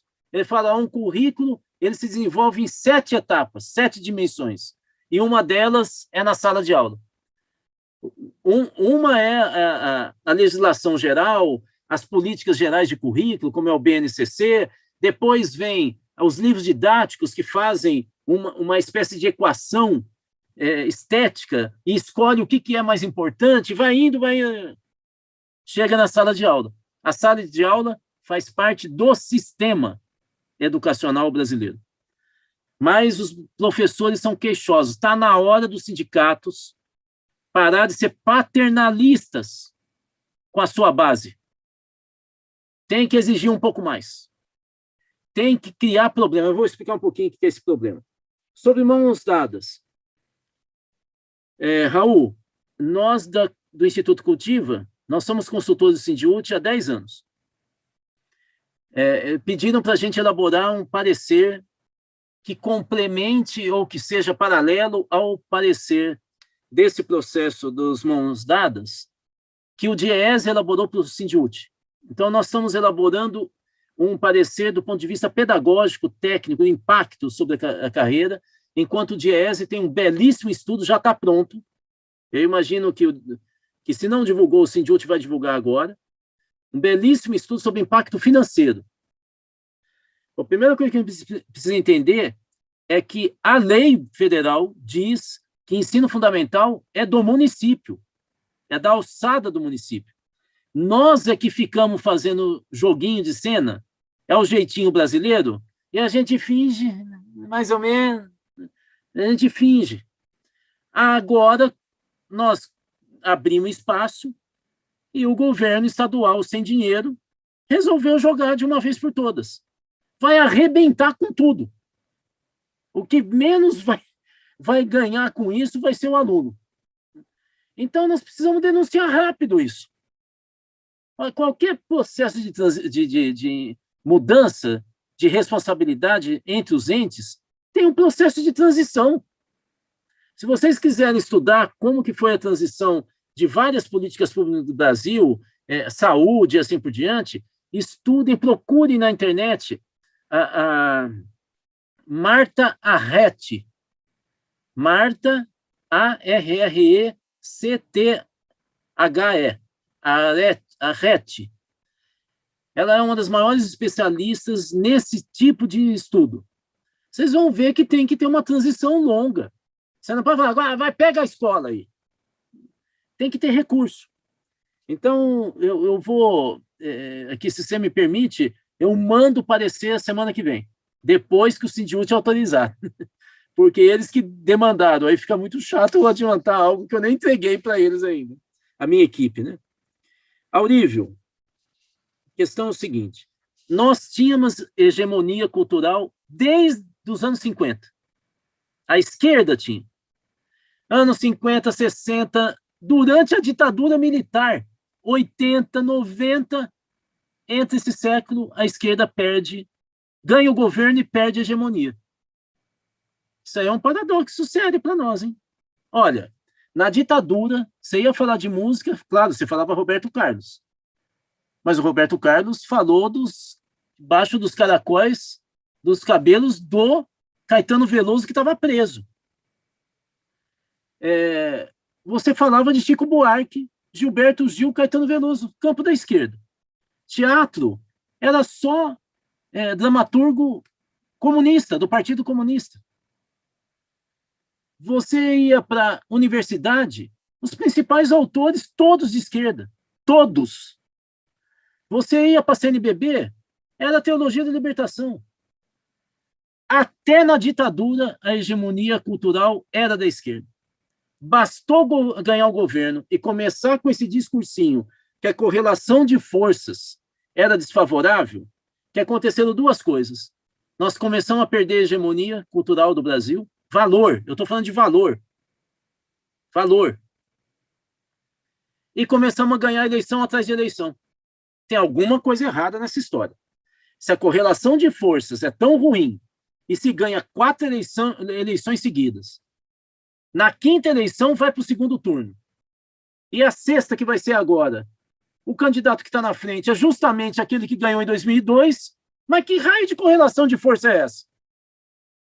Ou esse partido de esquerda não é de esquerda, é de direita, ou essa matemática da correlação de forças é uma loucura total. É gente que não sabe fazer matemática. Eu desconfio que primeiro veio a estratégia e depois veio a correlação de força. Então, para eu encaixar uma justificativa, que eu não sou mais de esquerda, eu não sou socialista, eu pego e falo que a correlação de força é desfavorável. Eu só quero entender por que depois está preso, depois de derrubar a Dilma, depois do Bolsonaro ganhar, o PT volta com a força toda nacionalmente. É o Lula, tá bom, e o Lula representa o quê? Direita? A história toda do Lula, os brasileiros veem ele como direita. Não, vê ele como outsider. Assim como o Bolsonaro. A maioria dos brasileiros não quer continuar com a vida que tem. Eles querem mudança. Mas tem alguma coisa nesse campo de centro-esquerda do Brasil que quer ir para a direita. Tem medo de enfrentar. Porque fala que a correlação de força... Eu quero saber onde que está a matemática. Porque eu sou especialista nesse termo correlação de força, que foi trabalhado pelo Gramsci com 7 itens.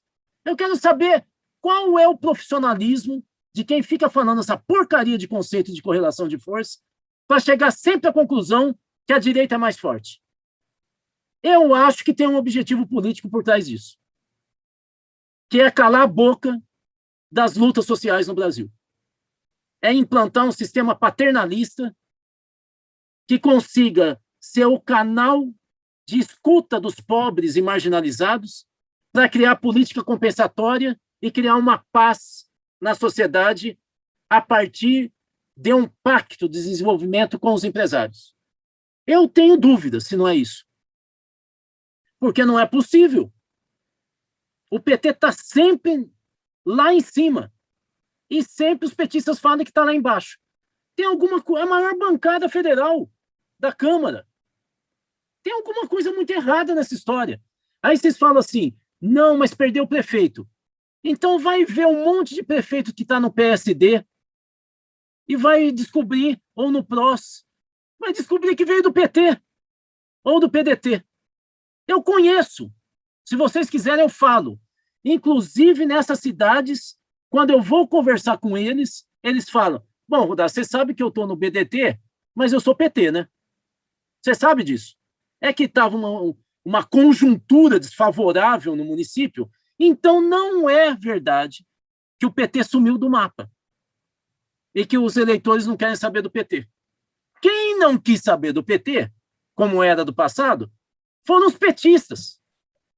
E eu acho que está na hora de começar a enfrentar cara a cara a imagem no espelho e parar com essas matemáticas políticas completamente furadas. Então, nós éramos hegemonia. Nós éramos. E nós não estamos fazendo nada para reconquistar a hegemonia. E nós sabemos construir a hegemonia. Nós começamos a trabalhar em 77. Em 80 a gente já era hegemônico. Então a questão hegemônico político, porque cultural a gente já era. Nesse momento, qual é a base para a gente restabelecer os valores de esquerda junto à massa? É a solidariedade. A solidariedade tem uma marca política nesse momento. As pessoas estão passando fome. Metade de quem apoiava o Lula, a partir de 2015, começou a duvidar se o Lula tinha realmente feito o que ele fez. O cara tinha comprado o carro, mas o ataque foi tão grande que ele falou: mas será que eu comprei carro para o Lula comprar avião? Ele comprou lá a jangada dele lá no Riozinho com o dinheiro da Minha Casa Minha Vida? Então é isso? O Lula comprou aquele apartamento lá com a energia que ele trouxe para minha casa? É isso, então? Metade do eleitorado do Lula, do capital eleitoral do Lula, foi se afastando a partir de 2015. Ele continuou por volta de 30 e pouco por cento apoiando ele, que é mais do que o Bolsonaro tem de apoio. Mas isso o petista também não fala, né? O que aconteceu? Os eleitores do Lula, que queriam um cara que mudasse o programa, se sentiram lesados e foram para onde? Foram para o Bolsonaro, gente, que é outro cara que fala contra o sistema. A gente tem que ter um movimento de empatia com o eleitor. Eu preciso entender por que ele votou no Bolsonaro. Ambos são contra o status quo. O que o PT fez nesse momento? Nada. O que faz o PT voltar à tona? O amigo, companheiro, Fachin, liberando o Lula de novo. E o que o PT está fazendo? Batendo bumbo pro Lula. Quando era hora de... Agora vamos para cima, gente. Vamos retomar a base. E qual é a base para retomar? É a pobreza, é a fome. Por isso que a ação que o Jales citou agora é a ação mais inteligente do PT. Ainda tímida. É a mais inteligente do PT. Porque enquanto o Lula está aparecendo, o PT começa a falar para a base: nós continuamos sendo o partido dos trabalhadores. Está todo mundo querendo cargo e nós estamos aqui com você. Nós sabemos que você está passando fome. E, companheiro, não fique preocupado em receber uma cesta. Sabe por quê? Na vida da gente é assim. Uma hora nós estamos em cima, outra hora nós estamos embaixo. E talvez Deus faça isso com a gente para a gente aprender a ser humilde. Veja o caso do Lula. O cara foi considerado o melhor presidente da República e foi preso. E agora olha ele de novo. A vida é gangorra. Companheiro, agora você está por baixo, nós vamos te ajudar a voltar para cima. Se você falar isso, o cara nunca mais vai esquecer do PT. Nunca mais. Essa é a hora. Agora, o que o PT fica falando? Eu quero uma frente. Frente única, frente de lado, frente de cima, frente de baixo, frente de esquerda, frente ampla, frente mais ou menos. Vá tomar banho, gente. Isso é coisa de acadêmico. Isso aí, povão nenhum quer saber de frente. Ele quer saber de comida. Ele quer saber de trabalho. Ele quer saber com quem que ele vai deixar o filho. E o PT é partido de trabalhador, não é partido da frente. A gente já teve um partido da frente, o PFL. Deu no que deu. O PT não pode ser o partido da frente. A esquerda não pode ser a esquerda da frente. A frente só existe se tiver base social. Senão é frente de cúpula, de capa preta. Olha, eu fui fundador do PT. Nós, quando escrevemos o manifesto do PT, nós fomos contra isso que o PT está fazendo. Nós fomos contra acordo de cúpula. Leiam o manifesto de criação do PT. Vão lá na base, na criação, na origem.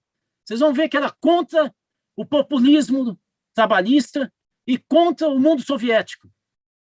Era a favor da auto-organização dos trabalhadores. E está no manifesto, nós somos contra a idolatria. Essa idolatria que estão fazendo com Lula é contra a classe trabalhadora. Está no mesmo caminho que fizeram com Brizola, com Getúlio Vargas. É um erro político. Os trabalhadores precisam saber que a força da mudança e da melhoria da vida deles está na mão deles, do coletivo. Não é do Lula. É do coletivo. O PT sempre escreveu isso, sempre falou isso, e cresceu com essa visão. Bastou ser governo, começou a falar coisas de centro, o mesmo discurso de centro. Sobre sobre recurso para as escolas. Nós já temos, é o novo Fundeb, basta estudar. Nós temos, até 2026. Nós temos, com o CAC. O que é o CAC? CAC é custo aluno qualidade. Olha, nós brigamos lá no Congresso, eu não sei se vocês foram, mas eu fui. Nós estraçalhamos a direita no Congresso. De novo, eu quero saber onde estava a correlação de força favorável para a direita, se nós passamos feito trator na direita. Tabata Amaral, Rodrigo Maia, todos pela educação, nós estraçalhamos esse pessoal. Ganhamos no primeiro turno na Câmara, segundo turno na Câmara, primeiro turno no Senado, segundo turno no Senado. No Senado foi a 0, não teve ninguém com coragem de apoiar os empresários. Depois veio a regulamentação. E nós ganhamos de novo, 4 turnos de votação. Aonde está a correlação de força? Aonde está o rei Bolsonaro, que é o bonzão da cocada preta? Aonde que estava ele? O centro-esquerda ficou calado, né? Não discutiu por que nós ganhamos lá. O que é o CAC? O CAC diz para onde tem que ir o dinheiro do Fundeb. Se vocês não sabem, essa era a briga com a Tabata Amaral, com Todos pela Educação e o Rodrigo Maia. E com o Lehmann. E parte da Undime. É que eles não queriam que fosse para laboratório, para quadra, para água potável, para tratamento de esgoto. E o CAC diz que tem que ter uma base mínima para ter escola pública no Brasil. Aliás, escola de qualquer tipo. Então, assim, o CAC define para onde vai o dinheiro, não está mais para o cara roubar na merenda. Ele vai ter que construir. E nós conquistamos isso. Nossos prefeitos e secretários estão se preparando para o CAC? Não. Os prefeitos e secretários nem estão se reunindo no seu partido. Nem isso está acontecendo. Eles se reúnem mais nos consórcios de prefeitura do que no partido. Na minha época, eu era dirigente, não tinha isso, não. Deputado se reunia com a direção. Prefeito se reunia. A gente tinha coordenação de sub-região. Eu fui coordenador de sub-região do PT. Eu visitava todo mês pelo menos 20 diretórios municipais da região oeste. O outro mês, mais 20. Eu sentava com o dirigente. Eu sentava com o vereador. Isso não é só eu, não. Todo mundo que era coordenador e era dirigente do PT fazia isso. Quantas vezes eu vi o Zé Dirceu dando palestra em Marília? Marília, gente. 500 quilômetros de São Paulo. Ele pegava o carro e estava lá. Não pegava avião, não. Pegava carro. E fazia análise de conjuntura. Aonde que nós estamos vendo isso agora? Então, a gente não perde hegemonia porque o mundo mudou. É porque nós mudamos. Nós mudamos. Aí vocês perguntam do pacto. Estou terminando aqui. O Pacto Educativo Global é uma proposta do Papa Francisco provocado por muçulmanos e rabinos, judeus. Eles se reuniram com o Papa em 2019 e falaram: Papa, nós precisamos resolver essa bagunça que o Trump e esse pessoal de extrema-direita está fazendo. E nós precisamos reconstruir uma lógica da paz, do respeito à natureza, da pluralidade. Aqui está falando de sexo e sexualidade. Da diferença. Aqui está falando de cultura. E nós temos que ter uma escola que é uma aldeia, que é um conceito africano, né? Para educar uma criança, eu preciso ter uma aldeia inteira, né? Essa é a ideia da aldeia da educação do Papa. E ele topou a parada. Em setembro de 2019, ele lança a ideia.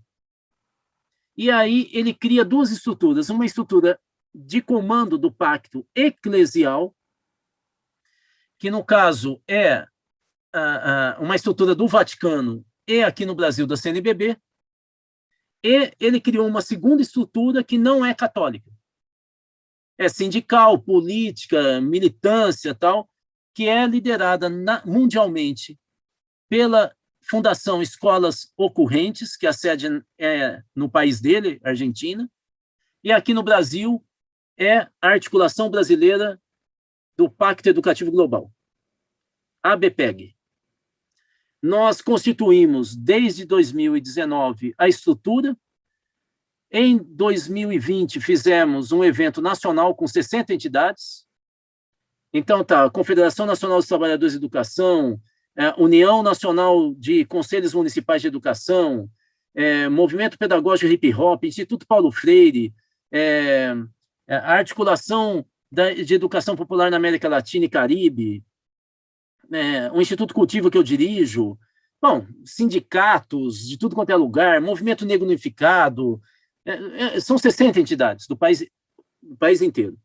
E a gente disse, nesse início de ano, nós fizemos um planejamento, lançamos essa publicação que eu falei, e fizemos um planejamento. Nosso planejamento, que abril e maio vão ocorrer, pode até que estenda mais um mês, os encontros estaduais. Os encontros estaduais da ABPEG têm como objetivo discutir o documento nacional da ABPEG, esse Educação em Tempos de Pandemia, discutir quais são as pautas principais desse ano e do ano que vem na educação nacional, discutir os principais problemas do seu estado e, finalmente, como enraizar a ABPEG em todos os municípios do estado onde se realizar o evento. Para organizar o evento, nós criamos um comitê de organização de cada evento estadual, composto entre 10 e 20 entidades. Aqui em Minas, como eu já disse, é o Simpro, é o mandato do deputado Rogério Correia, é o Sindiúti, é o Movimento Negro Unificado, alguns DCEs, o UEE, o UNE, que é o vice-presidente da UNE de Minas, né? Bom, depois eu posso enviar para vocês. E esse comitê está fazendo, a cada 2, 3 dias, um encontro de preparação com discussão também do pacto. E também entraram secretarias de educação. Então, a Secretaria de Educação de Contagem, a Secretaria de Educação de Belo Horizonte, a Secretaria de Educação de Juiz de Fora, todos estão no comitê organizador, porque o Papa quer também gestor político e público no pacto. Ele não quer só movimento. Ele quer autoridade pública também. Ele quer compromisso. O Papa é bem interessante, viu? O Papa é um sujeito realmente diferenciado. Mas é isso. A ideia é a seguinte: o Raul fica em contato comigo. Quem quiser entrar no pacto, eu coloco vocês no grupão. Nós temos um grupão do pacto. Depois nós temos um grupinho da coordenação. Aí nós temos grupos de trabalho nacional, que é um grupo de comunicação, de articulação política, um de metodologia para pensar os métodos de produção de eventos, e um de eventos, só de evento. E aí vem esses comitês que eu falei estaduais. A ideia é que a gente saia de cada encontro estadual com a articulação, no caso mineira, do pacto, a articulação paulista do pacto, a articulação carioca, e assim vai. Bom, é isso que eu podia resumir. Deixa eu só ver aqui. Essa ideia do Jales é fantástica, Jales, da gente escolher um ministro da Educação em consulta com os profissionais da área. Porque, se você pensar bem, o ministro da Defesa quase sempre é isso, né? Pelo menos o alto comando é. Então, assim, se militar pode, por que civil não pode? Eu só queria te adiantar um negócio. Eu fui assessor da Constituinte de 87. E quando a gente enfiou a ideia do Conselho, a ideia do Conselho está no primeiro artigo da Constituição, no parágrafo 2º, se eu não me engano. Porque está escrito assim, ó: todo poder emana do povo, através dos seus representantes. Isso está em qualquer Constituição do Brasil, em período democrático. Só que aí tem uma mudança, um acréscimo, e isso muda tudo. Ou diretamente. Isso mudou tudo. A partir daí, o artigo 204, o artigo 14, por exemplo, fala que diretamente a população pode aprovar ou derrubar uma lei. Ela pode confirmar uma lei. Ela pode elaborar uma lei. O artigo 14 da Constituição fala isso. O artigo 204 começa a falar de conselho. A ideia de conselho da educação, da assistência social, da saúde, está na Constituição Federal. A partir da Constituição, nos anos 90, a gente começa a criar conselho em tudo quanto é lugar do país. Você sabe quantos conselhos nós temos, Jales, no Brasil? Entre municipal, estadual e federal? 60 mil conselhos. Não há nenhum lugar do mundo que tenha tanta participação da sociedade civil em fórum de gestão de política pública. Eu atendia direto indiano, italiano, para saber o que é isso, que eles queriam copiar. Sabe o que nós de esquerda fizemos? Abandonamos conselhos. Deixamos para ONG, igreja resolver, e prefeito de direita. Abandonamos. O governo Lula mesmo, eu era da Executiva Nacional do Fórum Brasil do Orçamento, eu tentei negociar a criação de uma rede de escolas da cidadania para formar conselheiro e liderança de bairro. 2 ministros foram contra, porque falaram, sabe o que eles falaram? Falaram assim, ô Rudá, isso aí vai organizar as demandas sociais, se o governo vai ficar atolado, não vai conseguir responder, vai cair a popularidade do governo. Então, tem muita água que passa por baixo da ponte que militante de base não tem ideia de como que foi a discussão lá em cima. Não tem a menor ideia. E sabe por que não tem ideia? Porque deixou o partido se burocratizar. Nós tínhamos diretório zonal fortíssimo. Fortíssimo. Vocês não têm ideia. Deputado ia numa reunião, tinha que entrar na fila. Não tinha essa de excelentíssimo. Olha, o deputado vai falar, entra na fila, filhinho. Você é tão importante quanto qualquer militante. Filiado, não vem não. Eu era do diretório de Perdizes. O diretório de Perdizes estava o Paulo Freire, para vocês terem uma ideia. Estava o Paul Singer. Entrava na fila. Não tinha essa, não. Mas nós fomos destruindo. Nós tínhamos núcleos profissionais, núcleo de historiador do PT, núcleo de engenheiro, núcleo de economista. Nós destruímos isso. Até chegar no panaca do Silvinho Pereira, que todo mundo que era da direção sabia que ele era um panaca. Nós demos asa para esse pessoal, burocrata, que acabou aceitando ganhar Land Rover. Bicho, a culpa é nossa. A culpa é nossa. Nós deixamos... Hoje nós temos direções que são as piores direções que eu vi na história do PT. Eu quebro o pau com o Walter Pomar toda hora falando, você está numa direção que dá vontade de chorar, bicho. De chorar. Pega a ata de reunião da direção nacional. É horroroso. Horroroso. Eu tenho as atas aqui. Se vocês quiserem, eu leio. Vocês não vão acreditar como que o pessoal é fraco. Sabe por que é fraco? Porque quem manda agora no diretório da esquerda, não é só do PT, é deputado federal. Não é mais um militante de base, não é professor, não é nem prefeito. Tem que ser deputado federal. Aí o cara vem... E sabe o que é parlamentar? A palavra já diz. É cara que conversa, bicho. Ele vai para a tribuna e fala grosseiro, sai da tribuna, fica batendo no tapinha nas costas, faz acordo. Porque ele precisa da assinatura. Quem vai para a luta não é deputado, é a base. Mas a base não manda mais nos partidos de esquerda. Então, assim, o que eu estou querendo dizer, Jales, é que para essa tua ideia acontecer, precisa ter de novo uma revolução da base. Se a base não falar grosso, sabe o que você vai ouvir, Jales? Companheiro, a ideia é fantástica, mas a correlação de forças não vai deixar. Nós vamos ter que ceder, companheiro. Senão nós não vamos ganhar a eleição. Aí sabe o que você vai falar, Jales? É verdade. Que raio de maquininha de fazer conta é essa que eu sempre perco? Mas o companheiro deve estar certo. Porque ele usa terno e eu não. O terno dele é Armani. Ele usa gel no cabelo. E todo mundo sabe que quem usa gel no cabelo, a mente fica mais fresca, né? Pensa melhor, né? Então, assim, quando nós, educadores, eu sou na equipe do Paulo Freire, quando nós, educadores, começamos a pensar política, não tem jeito da gente não valorizar a base. Porque o nosso métier fala, valorize o seu aluno. não valoriza o que está no livro didático, porque é assim que ele vai aprender. Para fechar aqui, o Raul falou sobre escola sem partido, matamos a escola sem partido. O problema nosso não é escola sem partido. Tem que parar de ficar olhando no retrovisor. Porque o Olavo de Carvalho morreu. Olavo de Carvalho não manda mais nada. Todo ministro que ele...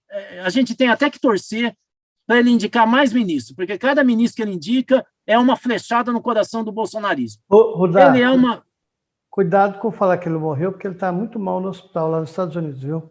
Não, mas assim, se ficou parecendo que é um desejo, é isso mesmo. É isso mesmo. Bom, ele fez um mal para a família dele e para o Brasil. É verdade. Ele fez um mal. Ele fez um mal para o país. E ele tem que pagar caro por isso. Por isso que eu acho que ele tem que viver. Para ele pagar caro o que ele fez pelo país. De longe. Esse não dá nem para falar, vai para Miami, porque ele já está mesmo. Então, assim, qual é o nosso problema na educação agora? Nosso problema chama-se Lehman. Tabata Amaral. Todos pela educação. É aí que está o nosso problema. O problema é que se realmente o Lula resolver fazer acordo como ele está fazendo com esse pessoal, é esse pessoal que vai mandar na educação. Então, ou a gente se mexe agora... Veja, Aurívio, o que eu estou falando é o seguinte, eu sou realista. Eu sou realista. Não adianta eu falar, não, porque o Boulos vai ser ótimo. O Boulos já falou que ele vai votar no Lula. Já falou. Falou, eu não sou... O Lula candidato, eu não sou candidato a presidente. Eu sou candidato a governador. Ele já abriu. Outro que falou a mesma coisa foi Flávio Dino, governador do Maranhão. Acabou, a avenida está fechada. É o Lula. A questão é que, como o Lula fechou esse campo inteiro, ele agora quer atrair o Centrão e dizer, olha, eu dei essa face, vocês deram um soco, eu dou essa aqui agora. Só que ele sabe que o preço para fazer isso vai ser altíssimo. Quem é que pode salvar o governo do Lula? E a história dele? Somos nós. Somos nós. E a gente não precisa nem ser petista para salvar. O que a gente precisa é ser militante. É a gente ser coerente. Pegar essa tal de correlação de força e jogar na privada. Eu fui dirigente a vida inteira. Eu fui formado desde a adolescência para ser dirigente político, quando eu era semiclandestino. Quero dizer para vocês, a correlação de forças, 1, é móvel, ela não é estática. 2, ela se move pela luta. Se o PT tivesse usado essa porcaria de conceito de correlação de forças, em 1979 não criava o PT, porque a correlação de forças era 300 vezes negativa. Não ia para a campanha das diretas, não ia para a Constituinte, não tinha candidato em 89 para a presidência. A correlação de forças, meus companheiros, era muito pior do que agora. E a gente só cresceu. Por quê? Porque nós empurramos a correlação de força. Hoje, o fato é que nós somos covardes. Covardes. A gente nem estuda qual brecha existe para a gente ocupar. A gente já fala, a correlação de força não dá. Então, nós vamos ter que fazer acordo com os militares, com a extrema-direita, que o problema é o Bolsonaro.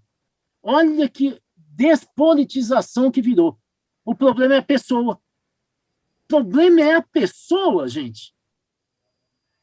O problema é a pessoa. Isso é que a esquerda historicamente pensa, que o problema é a pessoa.